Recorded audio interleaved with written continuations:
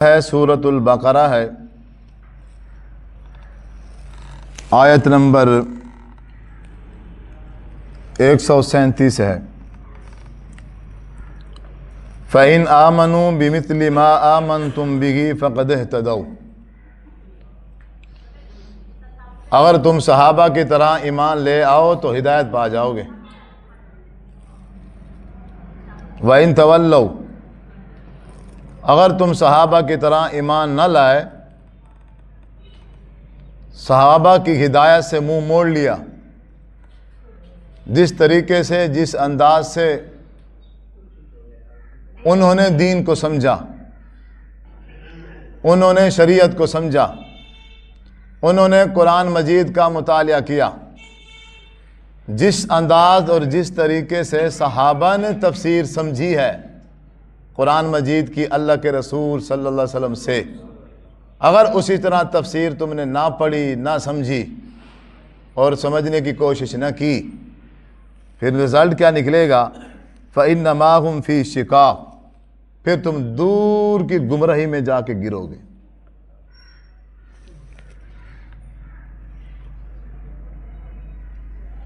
دوسرے مقام پر اللہ تعالیٰ نے کہا وَمَن يُشَاقِقِ الرَّسُولَ، جو رسول کی مخالفت کرے، مِن بَعْدِ مَا تَبَيَّنَ لَهُ الْهُدَى، ہدایت کے واضح ہو جانے کے باوجود بھی، وَيَتَّبِعْ غَيْرَ سَبِيلِ الْمُؤْمِنِينَ، صحابہ نے جو راستہ اختیار کیا، صحابہ کے راستے کو چھوڑ کے ان کے علاوہ کسی اور کے راستے کی پیروی کرے، رسول کی مخالفت، طریقہ صحابہ چھوڑ دیا، صحابہ کا راستہ چھوڑ دیا، یا مومنین سے مراد صحابہ، کیونکہ جب قرآن نازل ہوا تو اس وقت مومن کون تھے؟ صحابہ۔ غیر صحابہ کا راستہ چن لیا اس نے۔ اب قرآن پڑھے گا ترجمے سے، قرآن سمجھے گا، لیکن کس طریقے سے؟ صحابہ کے طریقے سے نہیں سمجھے گا، صحابہ کا فہم نہیں لے گا۔ انہوں نے قرآن مجید کو جس انداز سے سمجھا، انہوں نے قرآن کی آیات سے جو مسئلے نکالے، انہوں نے ان صورتوں سے جو چیزیں اللہ کے رسول صلی اللہ علیہ وسلم سے سیکھی، یہ وہ نہیں سیکھتا، یہ اس انداز سے، اس طریقے سے قرآن مجید کو نہیں سمجھتا۔ اس کی اپنی ٹون ہے، اس کا اپنا طریقہ ہے، اس کا اپنا بندہ ہے، اس کا اپنا مولوی ہے۔ یہ کہتا ہے میں اپنی مرضی سے سمجھوں گا قرآن مجید کو، یہ کہتا ہے میں قرآن مجید کی تفسیر کروں گا اپنے عقل سے۔ اگر قرآن کی آیت میں پڑھوں گا ترجمہ، عربی گرامر سیکھ کے عربی لفظ جو ہیں ان کا میں ترجمہ کروں گا، لیکن میں دیکھوں گا اگر میری عقل کے مطابق ہوں گے تو ٹھیک ہے، میں اپنی عقل کے مطابق اس آیت کی تفسیر کروں گا، اس آیت کی تفسیر جو اللہ کے رسول نے کی، اس آیت کی تفسیر جو صحابہ کرام نے کی اللہ کے رسول صلی اللہ علیہ وسلم سے سیکھ کر۔ یہ وہ نہیں کرتا، یہ کیا کرتا ہے؟ غیر سبیل المومنین، صحابہ کے طریقے کو چھوڑ کے غیر صحابہ کے طریقے کو اپناتا ہے قرآن مجید کو سمجھنے میں۔ اس کا نقصان کیا ہوتا ہے؟ نُوَلِّهِ مَا تَوَلَّى، کیوں؟ اب اس بندے کا ارادہ نہیں ہے مومن بننا، مومن بننے کا اس بندے کا ارادہ نہیں ہے۔ بھئی کیا بننا چاہتا ہے تو؟ نُوَلِّهِ مَا تَوَلَّى، تو جہاں پھرنا چاہتا ہے اللہ فرماتا ہے ہم تیرے لیے وہ راستہ آسان کر دیتے ہیں، بلکہ ہم اس بندے کو اسی طرح موڑ دیتے ہیں، اور پھر آخرت دن رزلٹ یہ نکلے گا وَنُصْلِهِ جہنم، اور اس کا ٹھکانہ جہنم ہے، وَسَاءَتْ مَصِيرًا، اور وہ انتہائی بری جگہ ہے، انتہائی برا ٹھکانہ۔ بڑی ایک اہم بات ہے جس کی طرف میں آپ کی توجہ دلانا چاہتا ہوں۔ اکثر خطیبوں کا انداز ہوتا ہے کہ وہ پہلا مجمع جمع ہو جائے پھر وہ اصل بات بتاتے ہیں، تاکہ سارے لوگ اکٹھے ہو جائیں. یہ جو آگے ہیں ماشاءاللہ، اب میں انہیں بتا دیتا ہوں آخر میں آنے والوں کا نصیب. ہمارے بر صغیر میں جتنے بھی عالم ہیں، جتنے بھی مفتی ہیں، جتنے بھی شیخ ہیں، کیا انہوں نے قرآن نہیں پڑھا؟ کیا بغیر قرآن کو ترجمے سے پڑھے کوئی عالم بن سکتا ہے؟ کوئی ایسا مدرسہ، کوئی ایسا کالج، کوئی ایسی یونیورسٹی کہ جہاں عالم بنایا جاتا ہو انسان کو؟ تو اگر قرآن کا ترجمہ نہیں پڑھایا جائے گا، قرآن کا ترجمہ نہیں سکھایا جائے گا، تو عالم کیسے بنے گا؟ ایسے ہے نا. تو سب سے پہلے کیا ہوتا ہے؟ قرآن مجید کا ترجمہ سکھایا جاتا ہے، سمجھایا جاتا ہے، پڑھایا جاتا ہے. پھر اس کے بعد حدیث رسول سمجھائی پڑھائی جاتی ہے. پھر اس کے بعد فقہ پڑھائی جاتی ہے. پھر گرامر ہوتی ہے. پھر سیاست ہوتی ہے، ریاضت ہوتی ہے، ساری چیزیں پھر اس میں شامل ہو جاتی ہیں. تو پہلے نمبر پر کیا ہے؟ قرآن مجید کو ترجمے سے پڑھایا جاتا ہے. اب قرآن ایک ہے، مدرسے زیادہ ہیں، مدرسے بہت زیادہ ہیں، اور مدرسے ان کے نام بھی الگ الگ ہیں، ان کے فرقے بھی الگ الگ ہیں، ان کی جماعتیں بھی الگ الگ ہیں. تمام الگ الگ فرقوں کے مدرسوں میں جو قرآن مجید پڑھا کے انسان کو عالم بنایا جاتا ہے وہ قرآن ایک ہے. اردو سمجھ آ رہی ہے؟ ورنہ پشتو مجھے نہیں آتی. پھر ٹھیک ہے، کوئی ساتھی خالی نہ جائے، میں کہتا ہوں کہ سمجھ کے جائے، عمل تو پھر نصیب کی بات. ہر فرقے کا مدرسہ ہے، ہر فرقے کے مدرسے میں جو قرآن پڑھایا جاتا ہے وہ یہاں تک بات ٹھیک ہے؟ وہ ایک ہے. قرآن ایک ہے، فرقے کیسے بن گئے؟ پھر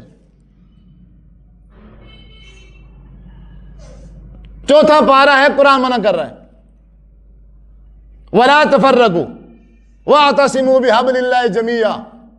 قرآن کو سارے مضبوطی سے پکڑ لو، فرقے نہ بنو. اب یہ سارے پڑھ رہے گئے، پڑھ بھی رہے گئے، فرقے بھی بنا رہے. اچھا فرقے کہاں سے بنا رہے؟ قرآن ہی سے فرقے بنا رہے ہیں.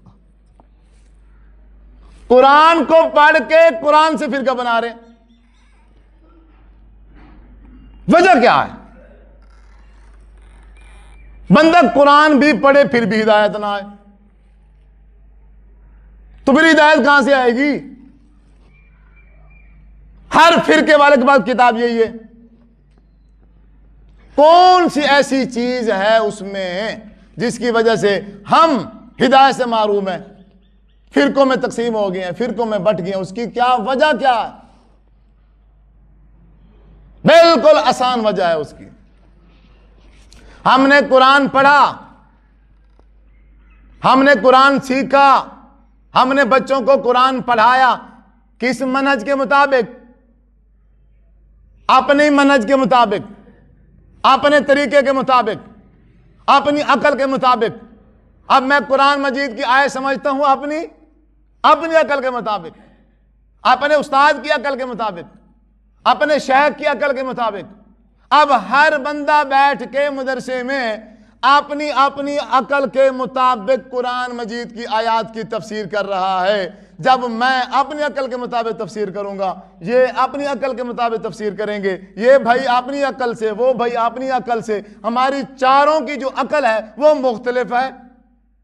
یہ بھائی اور سوچتا ہے اور انداز سے سوچتا ہے، اس کی سوچ اور ہے، بات سیم ہے. ان سیم باتوں سے چار باتیں نکل آئی ہیں.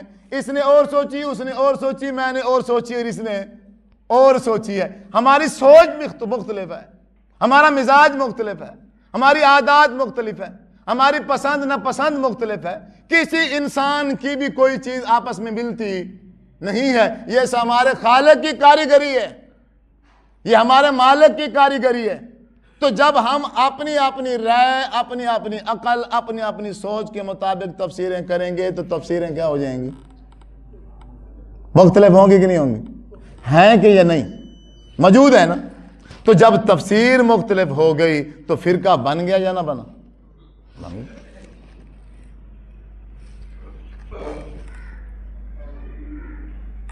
اگر یہ سب مسلمان جس طرح اللہ فرماتا ہے کہ تفسیر اس طرح سمجھو، فَإِنْ آمَنُوا بِمِثْلِ مَا آمَنْتُمْ بِهِ، صحابہ کی طرح تفسیر سمجھو۔ ہم عجمی ہیں، ہم کہ عربی تھوڑی ہیں کہ قرآن مجید عربی میں پڑھا جائے گا اور ہم سمجھتے جائیں گے، ایسا ہرگز نہیں ہے۔ وہ جو اصحاب عربی تھے وہ بھی بعض اوقات قرآن مجید کی آیت کی تفسیر سمجھنے میں غلطی کر جاتے تھے، بات کچھ ہوتی تھی سمجھ کچھ جاتے تھے، اور اس وقت ہمارے آخری نبی حضرت محمد صلی اللہ علیہ وسلم موجود بیٹھے تھے۔ جہاں جس صحابی کو غلطی لگتی تھی، جہاں جس صحابی سے بھول ہوتی تھی، وہ فوراً آپ صلی اللہ علیہ وسلم کے پاس آتا اور آپ صلی اللہ علیہ وسلم اس کی تصحیح فرما دیتے اور بات بالکل درست ہو جاتی۔ حضرت عدی بن حاتم رضی اللہ تعالی 9 ہجری میں یا 10 ہجری میں مسلمان ہوئے، روزے تقریباً 2 ہجری میں فرض ہو گئے تھے۔ آپ صلی اللہ علیہ وسلم کے پاس آئے، یا رسول اللہ صلی اللہ علیہ وسلم، اب میں نے روزہ رکھنا ہے، اب مجھے بتائیں کہ میں روزہ کیسے رکھوں،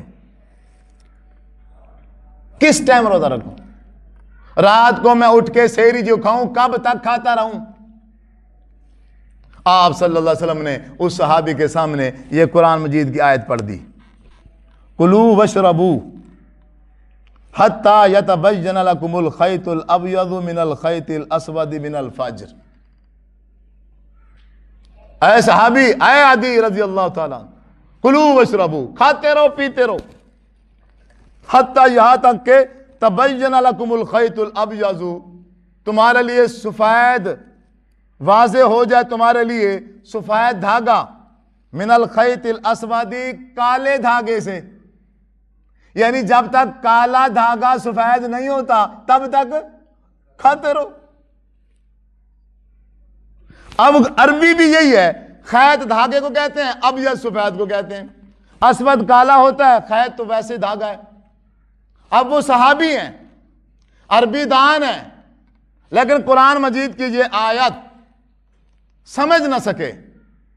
حضرت عدی رضی اللہ تعالیٰ عنہ فرماتے ہیں، میں نے کیا کیا، میں نے 2 دھاگے لیے، ایک سفید اور ایک کالا دھاگا، اور میں نے دونوں اپنے تکیے کے نیچے رکھ دیے، اور میں صبح اٹھا روزہ رکھنے کے لیے، اور میں کھاتا رہا، میں پیتا رہا، میں کھاتا رہا، میں پیتا رہا، اور پھر تکیہ اٹھا کے دیکھوں تو ابھی کالا دھاگا جو ہے وہ سفید نہیں ہوا، پھر کھانے لگ جاتا، پھر پینے لگ جاتا، وہ تو سورج نکل آیا لیکن دھاگا جو کالا تھا وہ سفید۔ میں نے کہا بھئی یہ کیا ہو گیا؟ میں آپ صلی اللہ علیہ وسلم کے پاس پہنچا، فرمایا محبوب آپ نے مجھے رات کہا تھا کہ اس وقت تک سحری کرنی ہے جب تک کالا دھاگا سفید نہ ہو جائے، اور میں نے تو اپنے تکیے کے نیچے رکھے ہیں دونوں دھاگے، نہ کالا سفید ہوا ہے اور نہ سفید کالا ہوا ہے۔ آپ مسکرائے، آپ ہنس پڑے، فرمایا عدی کمال ہے تیرے تکیے کی، جس تکیے کے نیچے یہ دونوں دھاگے آ گئے، یعنی پوری دنیا تیرے تکیے کے نیچے آ گئی۔ آپ صلی اللہ علیہ وسلم نے ان دھاگوں سے مراد جو لی تھی وہ صبح صادق اور صبح کاذب تھی۔ صبح کاذب اندھیری ہوتی ہے، وہ ایک پٹی ہوتی ہے سورج والی سائڈ پہ دھاگے کی طرح، ایسے لمبی دھاگے کی طرح ایک کالی پٹی ہوتی ہے۔ اچھا، پھر وہی کالی پٹی آہستہ آہستہ سفید ہو جاتی ہے اور اس کو کہتے ہیں صبح صادق۔ آپ حیران ہوئے، اے عدی کمال ہو گیا، پوری صبح صادق اور صبح کاذب تیرے تکیے کے نیچے آ گئی۔ دھاگے سے مراد تھا صبح صادق. فرمایا جب صبح کاذب سے صبح صادق نہ ہو جائے تب تک تو کھاتے اور پیتے رہنا. اب صحابی نے اپنی عقل سے اس آیت کی تفسیر کی. جو بات سمجھانا چاہتا ہوں, صحابی نے اپنی عقل سے اس آیت کی کیا کی؟ تفسیر کی. اور صحابی رسول بھی غلطی کھا گیا. اس آیت کا جو معنی اور مفہوم تھا سمجھ نہ سکا. یہ تو پھر ہمارے آخر نبی حضرت محمد صلی اللہ علیہ وسلم نے وضاحت کی, سمجھایا, آپ نے اس کی تصحیح فرما دی. اے میرے صحابی, تمہیں مغالطہ لگ گیا ہے, تمہیں غلطی لگ گئی ہے. اس سے مراد صبح صادق اور صبح کاذب ہے. اب ہمارا سب سے بڑا مسئلہ یہی ہے, ہم میں سے ہر بندہ جس نے 2 لفظ شریعت کے پڑھ لی ہیں وہ کہتا ہے میں شیخ اور مشائخ ہوں. دنیا کے ناز کے مسائل مجھ سے پوچھو, اب سب سے بڑا عالم میں ہوں, سب سے بڑا مفسر میں ہوں. جنہوں نے قرآن مجید کی تفسیریں لکھ دی ہیں 7 8 10 جلدوں میں, انہوں نے غلطیاں کی ہیں. آیت کا جو مفہوم ہے, جو معنی ہے, وہ سمجھے ہی نہیں ہے. غلطی کر کے بڑے بڑے عالم. صاف ظاہر ہے جب ایک صحابی غلطی کر سکتا ہے تو عالم کیا چیز ہے؟ عالم کیا چیز ہے؟ علامہ مودودی رحمت اللہ علیہ تفہیم القرآن لکھی 7 جلدوں میں. اب وہ تفسیر کرتے سورۃ حاقہ میں آ کے غلطی لگ گئی. ایسا جملہ کہہ دیا کہ ساری زندگی کی محنت پہ پانی پھیر دیا انہوں نے. اٹھاؤ تفہیم القرآن, اٹھاؤ سورۃ الحاقہ پڑھو. کیوں؟ اب قرآن مجید کی آیت کی تفسیر عقل سے کر رہے ہیں. اللہ تبارک و تعالی نے صاف فرمایا کہ کل قیامت کے دن وَيَحْمِلُ عَرْشَ رَبِّكَ فَوْقَهُمْ يَوْمَئِذٍ ثَمَانِيَةٌ 8 فرشتے اللہ تبارک و تعالیٰ کا عرش اٹھا کے آئیں گے. قرآن کی آیت ہے. وہ کہتے ہیں قرآن کی آیت ہے, ٹھیک ہے, عقل نہیں مانتی. عقل کیسے؟ بھئی اللہ تبارک و تعالیٰ کو عرش سماوات کون اٹھا سکتا ہے؟ یہ نہیں ہو سکتا. اب وہ لکھتے ہیں وہ منزہ ذات, وہ ذات جو جسم سے بھی منزہ, جو جہت سے بھی منزہ, اور جو جگہ سے بھی منزہ. منزہ کہتے ہیں پاک کو. منزہ کسے کہتے ہیں؟ پاک کو. جسم سے بھی پاک, جہت سے بھی پاک, اور جگہ سے بھی پاک. پھر بچا گیا نہ جس کا جسم ہے, نہ جس کی کوئی سمت ہے کہ جس سمت وہ رہتا ہے, وہ بھی نہیں. نہ جس کی کوئی جگہ ہے جہاں وہ رہتا ہے, وہ بھی نہیں. تو پھر وہ کیا ہے؟ وہ ہے کیا اور کہاں ہے؟ یعنی اللہ تبارک و تعالیٰ کی ذات کا انکار کر دیا, اللہ تبارک و تعالیٰ کی جگہ کا, عرش کا انکار. اللہ تبارک و تعالیٰ اوپر ہے. ہمارے چھوٹے چھوٹے مسلمان بچوں کو پتہ ہے اللہ کہاں ہے, وہ کہے گا اوپر ہے. وہ کہتے نہیں, جہت سے بھی منزہ, جہت سے بھی پاک. اس کی کوئی جہت نہیں ہے, اس کا کوئی جسم نہیں ہے, اس کی کوئی جگہ نہیں ہے. اگر جگہ بناؤ گے متعین ہو جائے گا, جسم بناؤ گے متعین ہو جائے گا. اب اللہ تبارک و تعالیٰ کو لامحدود اور غیر متعین کیا جا رہا ہے. وہ پھر کیا بچے گا؟ پھر وہ بچتا ہے کہ اس کائنات میں ہر چیز جو بھی ہے وہ نعوذ باللہ ثم نعوذ باللہ وہ اللہ ہے. وہ جانور ہوں, وہ کرسیاں ہوں, وہ انسان ہوں, وہ بکریاں ہوں, وہ بھیڑیں ہوں, وہ کہتے ہیں یہ ساری کی ساری چیزیں نعوذ باللہ اللہ ہیں. یہ اللہ کے زیر ہونے کی مختلف صورتیں ہیں اور مختلف شکلیں ہیں. یہ مسلمانوں کے عقیدے ہیں جنہوں نے قرآن مجید کی تفسیریں لکھ دی ہیں.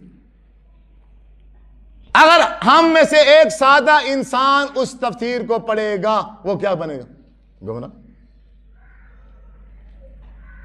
یہ عالم ہے اب اس دنیا کا، یہ حال ہے ہمارے معاشرے کا، کہاں جائیں ہم؟ عزیز بزرگوں، نوجوان ساتھیوں، ان فرقوں کی بننے کی جو وجہ ہے وہ یہی ہے، ہر بندہ اپنے دماغ پہ زور دیتا ہے، کوئی بندہ بھی صحابی رسول سے تفسیر لینے کے لیے تیار نہیں ہے۔ بے قرآن مجید کی آیت کی تفسیر جو حضرت ابوبکر صدیق نے کی ہے وہ مجھے اچھی کیوں نہیں لگتی؟ 1,36,000 صحابہ کرام نے قرآن مجید کو پڑھا نا، حضور سے سمجھا یا نہیں سمجھا، حضور سے سیکھا یا نہ سیکھا، تو ہم صحابہ سے کیوں نہیں سیکھتے جب اسی آیت کی تفسیر صحابی نے لکھ دی ہے، صحابی نے کر دی ہے، وہ مجھے اچھی کیوں نہیں لگتی؟ اب 14ویں صدی کا مولوی کھڑا ہو کے مجھے کہتا ہے کہ سورۃ الدخان ہے، اِنَّا أَنزَلْنَاهُ فِي لَيْلَةِ الْقَدْرِ، اللہ تبارک و تعالیٰ نے اس کو لیلۃ القدر میں نازل فرمایا۔ اب وہ کہتا ہے لیلۃ القدر جو ہے وہ 15 شعبان میں ہے۔ اس بے وقوف کے کام دیکھو، کہتے ہیں اب 15 شعبان آنے والی نا 2-3 دن کے بعد، آپ پھر ساری رات جاگو گے، پتہ نہیں کیا کچھ نہیں کرو گے آپ جو اسلام میں نہیں ہے۔ اب وہ لیلۃ القدر کی تفسیر کر رہا ہے مولوی آج کا۔ 1,36,000 صحابہ میں سے کسی صحابی نے بھی اس قرآن مجید کی آیت کی تفسیر اللہ کے رسول سے شب برات یا شب برات کہتے ہیں، کیا کہتے ہیں، شب برات ہی ہے لگتا ہے، شب برات اس آیت کی تفسیر کسی صحابی نے نہیں کی، لیکن آج کا مولوی اسی آیت سے شب برات نکال رہا ہے۔ اکثر مسلمان کلمہ گو، نمازی، پرہیزگار، متقی، وہ سارے اس جھوٹے مولوی کی جھوٹی تفسیر کے پیچھے لگ کے ویسے کر رہے گئے، اور صحابہ کرام نے جو تفسیر اللہ کے رسول سے سمجھی ہے اس کو کوئی لینے کے لیے، اس کو کوئی سمجھنے کے لیے تیار نہیں۔ اللہ تبارک و تعالیٰ نے کہا، سورۃ النجم ہے، وَلَقَدْ رَآهُ نَزْلَةً أُخْرَىٰ، البتہ تحقیق آپ نے اس کو دوسری مرتبہ دیکھا، عند سدرۃ المنتہا، ایک بار سدرۃ المنتہا کے پاس دیکھا۔ ابھی شب معراج پیچھے گزرا ہے، بھئی حضور صلی اللہ علیہ وسلم معراج پہ گئے، سدرۃ المنتہا پر حضرت جبرائیل امین رک گئے، انہوں نے کہا اب میں آگے نہیں جا سکتا، آگے اور فرشتوں کی ڈپٹی ہے، وہ آپ کے لے جائیں گے، میں نہیں جا سکتا۔ حضور سدرۃ المنتہا سے اوپر گئے،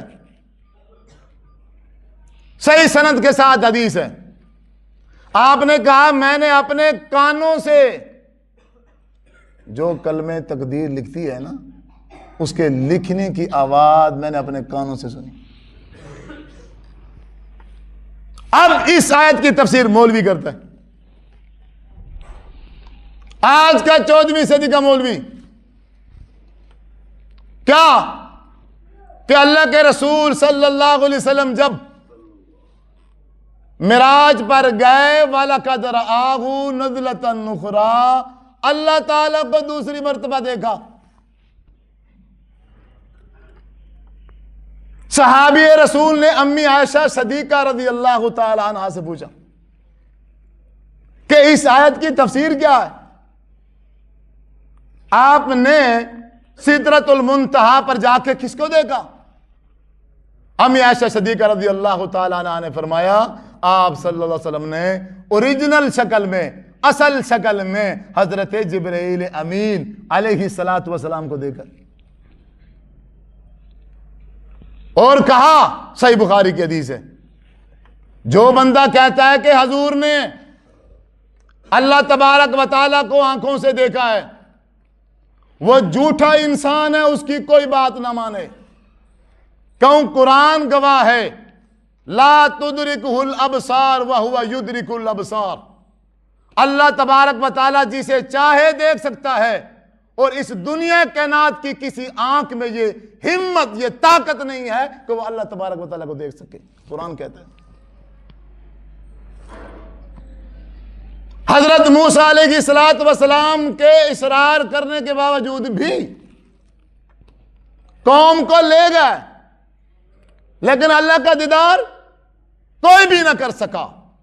صرف تجلی پہاڑی پہ اللہ نے فرمائی، تجلی، اللہ نہیں آیا، اپنا نور تھوڑا سا اس پہاڑ پہ ڈالا، ریزے ریزے ہو گیا وہ پہاڑ، اور وہ جتنے وہاں دیکھنے کے لیے گئے تھے سارے کے سارے فوت ہو گئے۔ حضور نے خود فرمایا ہے، جب صحابی نے اللہ کے رسول سے پوچھ لیا کہ جب آپ معراج پہ گئے ہیں آپ نے اللہ کو دیکھا؟ آپ نے ارشاد فرمایا اللہ کو نہیں دیکھ سکتا کوئی۔ اللہ تبارک و تعالیٰ پر نورانی چادریں ہیں، اگر اللہ تعالیٰ اپنے اوپر سے ایک نورانی چادر ہٹا دے صرف، یہ دنیا جل کے راکھ ہو جائے گی۔ یہ تفسیر صحابہ نے سیکھی ہے اللہ کے رسول سے،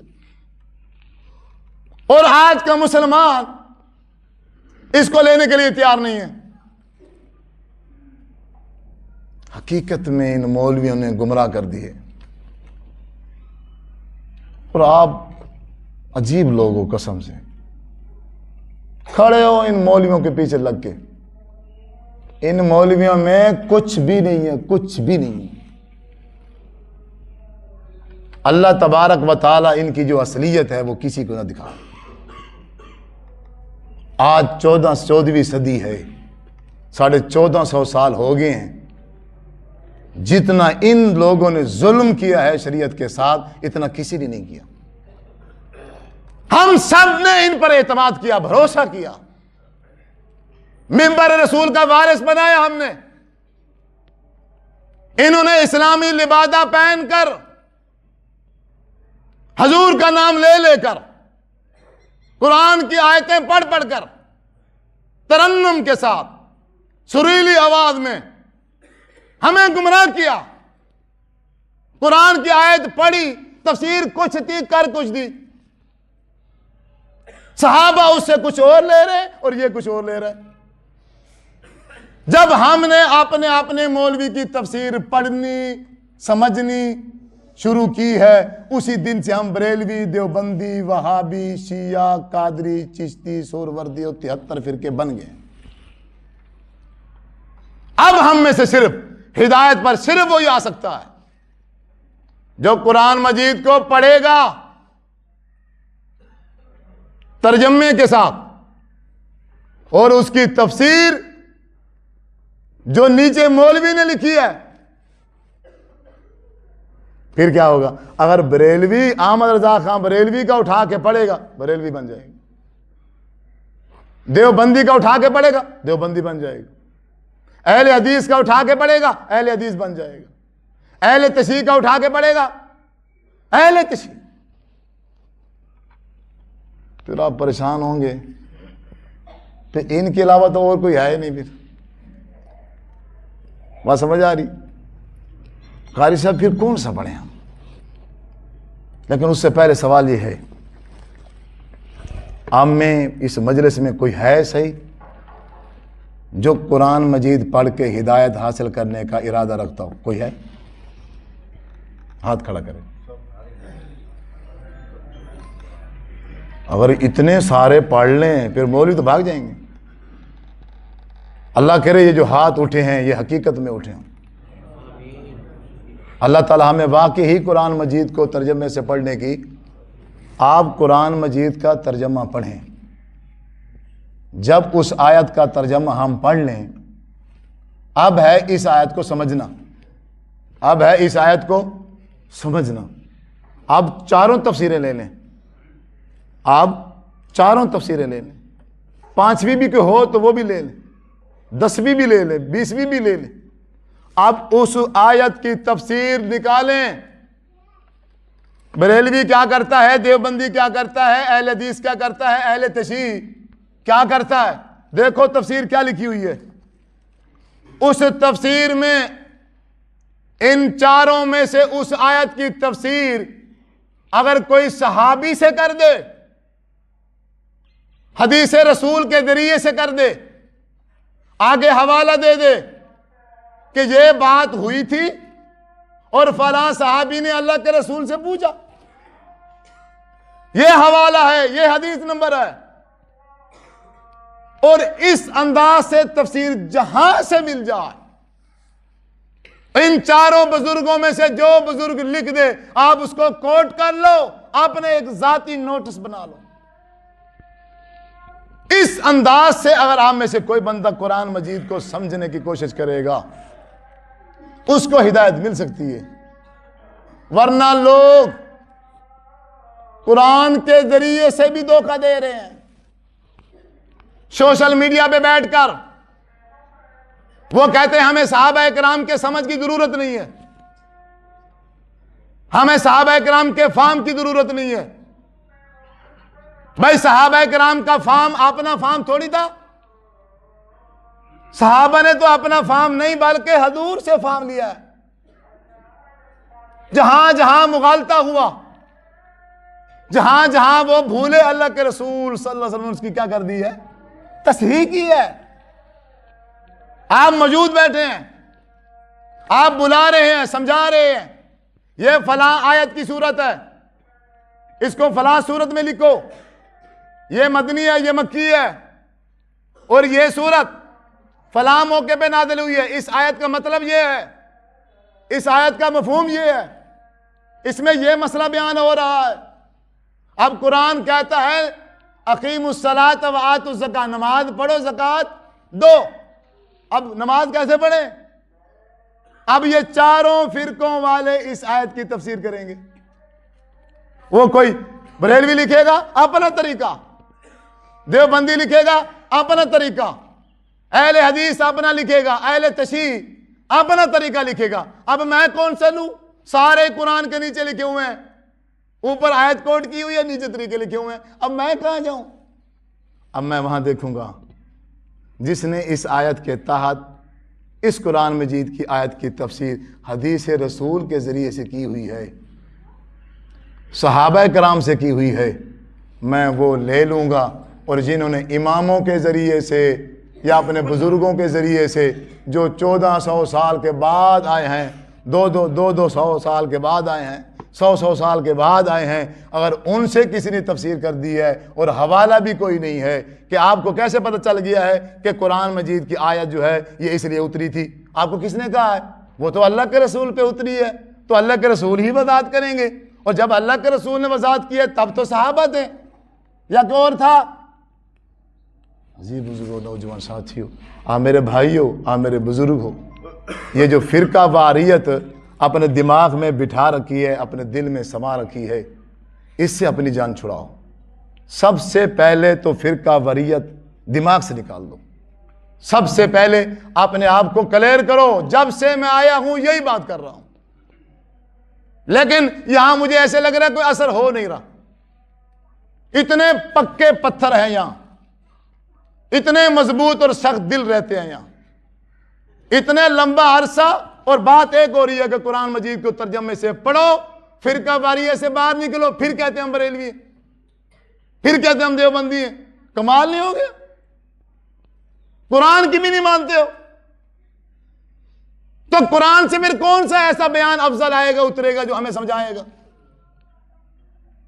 اب اگر ہم قرآن کو بھی نہ مانیں تو کس کو مانیں ہم؟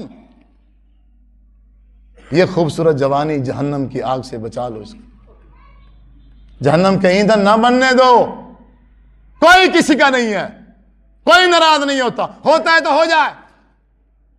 اگر فرقہ واریت سے جان چھوٹتی ہے تو چھوڑ دو، باپ چھوٹتا ہے چھوڑ دو۔ کیا صحابہ نے نہیں چھوڑے؟